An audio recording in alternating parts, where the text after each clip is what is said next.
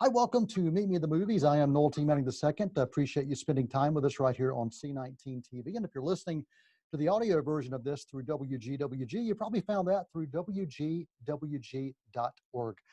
Very happy today to have, I don't even know what to call you, Catlin, because you do it all. You're like a Renaissance woman.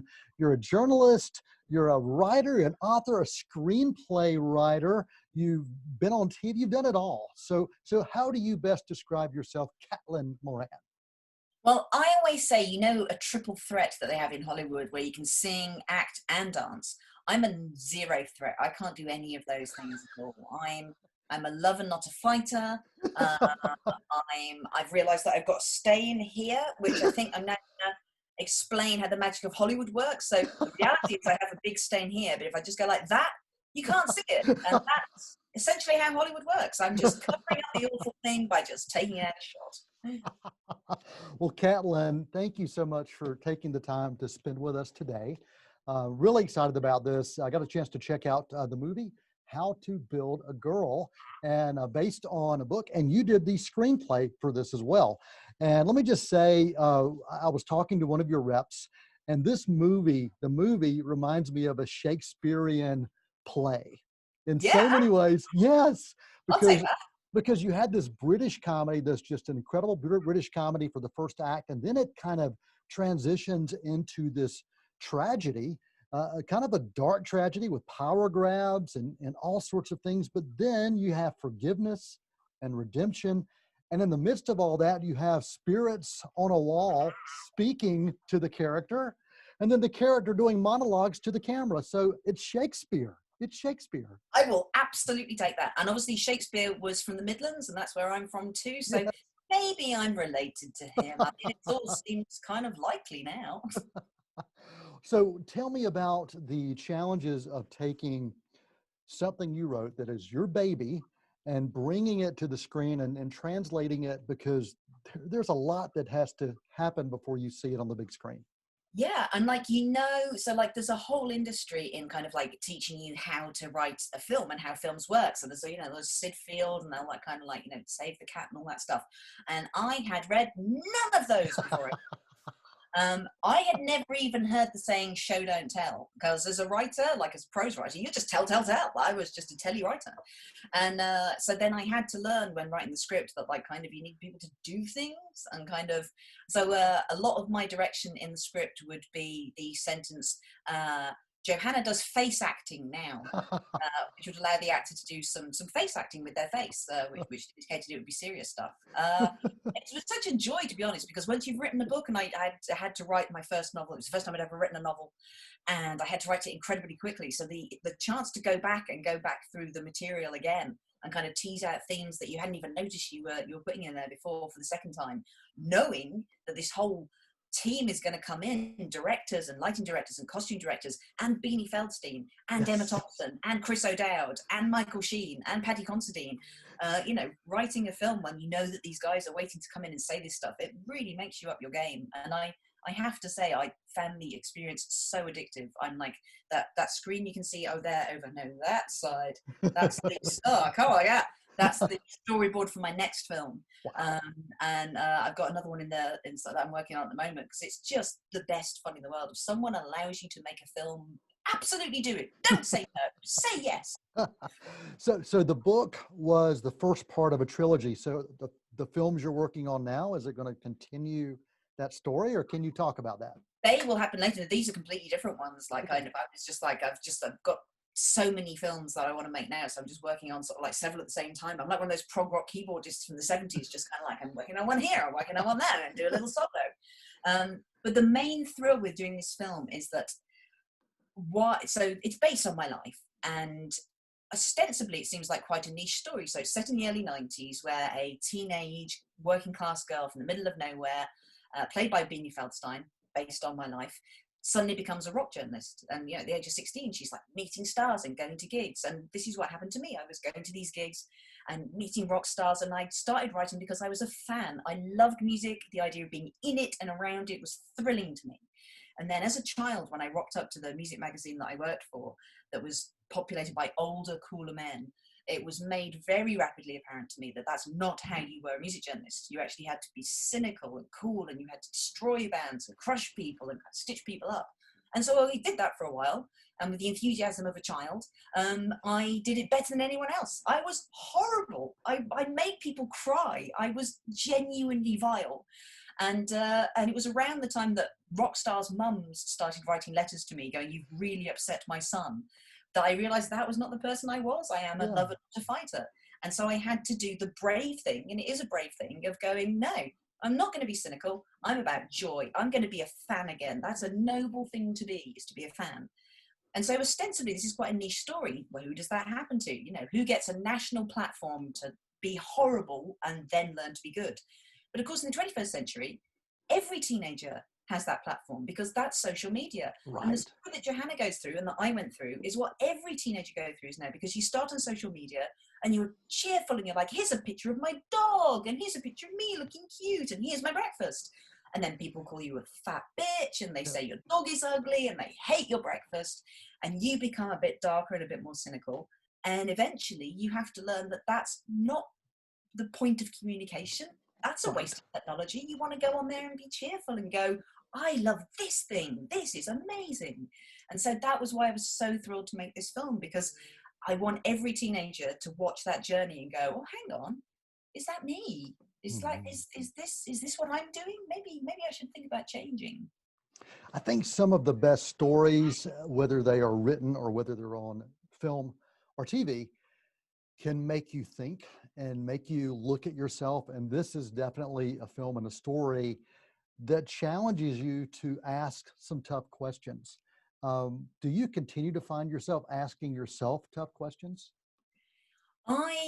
I like to be useful. So I didn't go to school. I was home educated by my parents, and they didn't educate us at all. They were hippies. They were just like, go and do some stuff. And so what I did was read. So everything I know and everything I am and every possibility that I thought I could have in my life was from reading books. And a good book should be everything that writer knows in one place. And by you reading it, you absorb their entire life. So it's like you've lived 2 lives, and then you read another amazing book, and it's like you've lived 3 lives. And I want to write books and make films that are useful. You know, I want to entertain you. I want it to be fun. You know, I want to stuff it with stars and have music in it. But I want to give you something that's useful for you to take away. You know, much as I love the Sharknado movies, I didn't find that much that happened in them that I could apply to my life later on. Yes. I still do look up in case there's a shark, but so far none. So I like the idea of being entertainingly useful. That's my key thing. Well, one of the things that you are without a doubt is you are infectious. Your energy, your enthusiasm, your humor. I mean, given the times that we're in, I'm not sure I like the word infectious. Maybe that has bad inferences now. I'm going to put my mask on. Let's keep that distance. Well, infectious in a good way. Thank you. Yes. In a very good way.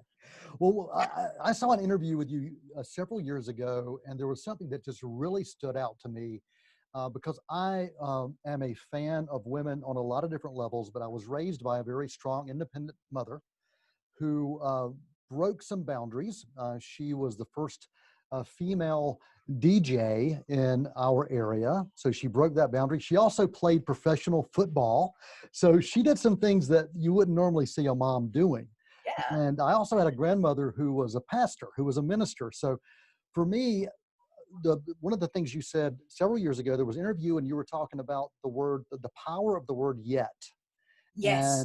And I just love that so much, that just because it hasn't been done doesn't mean it hasn't been done yet. I love that so much. It's so key, because when people say to you, you know, you're a woman, we don't have women who do these things, or you're someone of color, people of color don't do these things, whatever you are, and you go, we just don't do that. We just don't, things aren't like that. Then you just go, but if you put the word yet on the end of the sentence, that changes everything. And if you always in your head, when people are saying these things to you, if you listen to their sentence and then you just go yet at the end, you go, I'll be the yet. That's your get out clause. That's how things change. And like, I love history and you know, reading history and just the way that we've changed our concept of what humans are and what they can do and what is allowed and what isn't allowed and what is possible has changed so astonishingly over the centuries. And that's because humans have an innate sense that whatever's happening at the moment, whatever we think is possible, it's as soon as you put yet on the end, that's how we get to the future. And I'm Yeah. very excited about getting to the future. Every Yeah. day I think it gets better in some way somewhere in the world. Yeah. The power of that word yet just blows me away. And I thank you for celebrating that and championing that word Oh, and the meaning in which that word is presented. So here's a question relating to yet. yeah. Before this movie, How to Build a Girl, you had not written a screenplay yet. No. So what is your next yet that you haven't done that you would love to do someday? Oh gosh, I've got so many. I mean, all the projects that I'm working on now, they're all incredibly different. I'm very excited about them. I mean, I just never have planned a book or a film before I did it. I always just went in there and started writing. So learning to plan a film before you start writing it is a thrill to me. That's what that board is over there.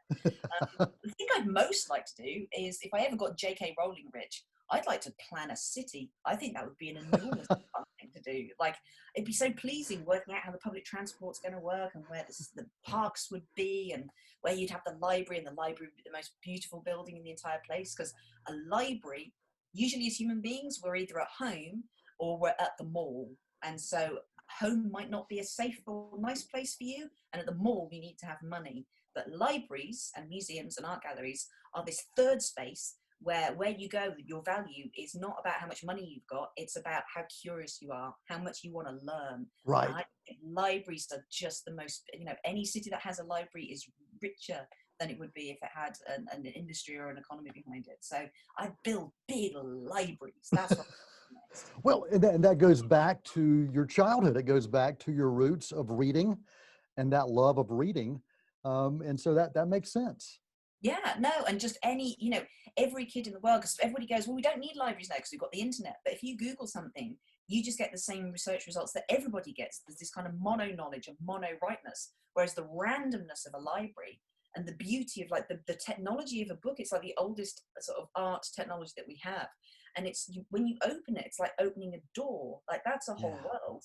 And the Yes. beautiful thing about being a reader is that however much I write, I'm only doing half the job, because when I write dragon, you as the reader are imagining that dragon, and Right. your dragon is different to everybody else's. So we're doing this together. It's not a passive act to read. We're involved in this whole thing together, and there's such beauty in that, this 1,000-year-old thing that we invented, this that you can have a whole world and a whole Yes. person just there in your hand. Yes. Well, when you saw this movie for the first time, that final cut, knowing that it was your baby, that it was something that you helped to birth, tell me about that particular experience for you. Well, I mean, all the way through it, because it is the story of my life. And like, so 85% of it is stuff that's happened to me. And if when you watch it, you would probably think the things that I made up are the more outrageous or ridiculous things that happen. I can tell you now, every single thing you think I probably made up happened to me. So to then be able to relive my life, but with Beanie Feldstein playing me, Yeah. it's a transcendent joy, because she is extraordinary. I've been in rooms full of women where she walks in and women go crazy for her because Yeah. she's so full of joy and light, and just this fantastic energy. So to see her playing me in Wolverhampton, she went and lived there for 3 weeks. Wow. Like, kind of, when people went, oh, why did you cast an American actress, to play this sort of big British role? It's because no British actress would go and live in Wolverhampton for 3 weeks. We had to have an American who wouldn't go, oh, I'm not going to go to Wolverhampton. She was like, yeah, that'd be great. I'm sure it'll be fantastic. And she brought that positivity to it. So yeah, the main thing I'm doing all the way through it is just crying at how brilliant Beanie is all the way through it, and how she's making my slightly scummy, slightly ridiculous teenage years look somehow glorious, just sheerly by the power of her charisma. Well, I think we all look back at times in our lives and look at those experiences, and we learn from every choice we make, the good and the bad choices. There are no choices that are without use. Yes. And I think that I have seen that with what you have shared. I've heard you speak and within the movie. So yeah, it sounds like you echo that sentiment. Oh God, absolutely. I mean, the key thing in the sort of the key visual in the movie is that she has her God wall, and every teenager has this in your bedroom, which is your capsule. You're like a you're like a butterfly kind of in your chrysalis, and your chrysalis is your bedroom, and you have on the wall your heroes and the things you love and pictures of the places you want to go, and that's basically the blueprint for who you're going to be. You're assembling it on the wall, and you're taking all these little bits. You have a little bit of this and a little bit of that, and you're gradually bolting yourself together, and then you take that version of yourself out into the world, the first one, and some bits of it will work and some bits won't. So you go back to the drawing board, you're like, oh, get rid of that bit and I'll maybe try this bit.